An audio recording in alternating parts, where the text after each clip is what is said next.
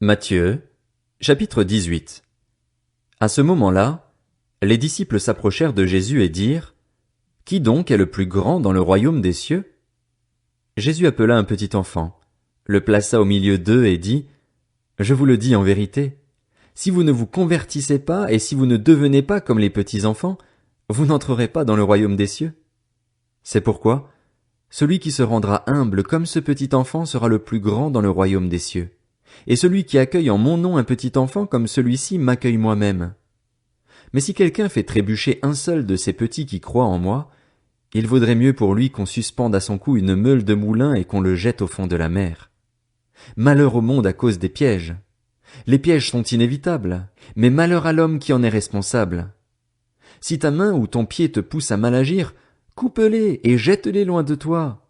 Mieux vaut pour toi entrer dans la vie boiteux ou manchot que d'avoir 2 pieds ou 2 mains et d'être jeté dans le feu éternel.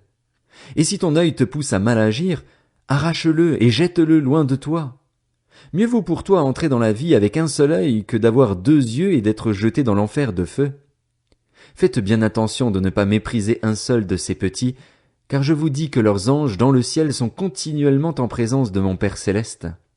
En effet, le Fils de l'homme est venu sauver ceux qui étaient perdus. Qu'en pensez-vous? Si un homme a 100 brebis et que l'une d'elles se perde, ne laisse-t-il pas les 99 autres sur les montagnes pour aller chercher celle qui s'est perdue?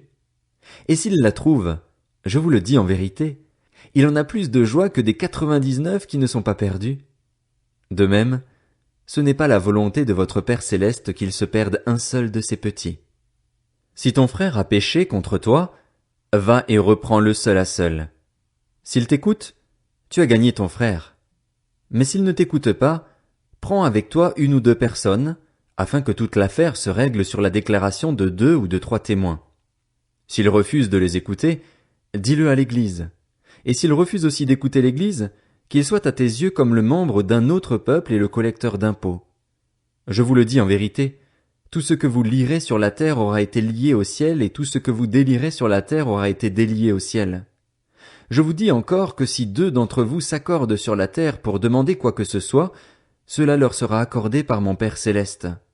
En effet, là où 2 ou 3 sont rassemblés en mon nom, je suis au milieu d'eux. Alors Pierre s'approcha de Jésus et lui dit, « Seigneur, combien de fois pardonnerai-je à mon frère lorsqu'il péchera contre moi? Est-ce que ce sera jusqu'à 7 fois? » Jésus lui dit, « Je ne te dis pas jusqu'à 7 fois, mais jusqu'à 70 fois 7 fois. C'est pourquoi le royaume des cieux ressemble à un roi qui voulut régler ses comptes avec ses serviteurs.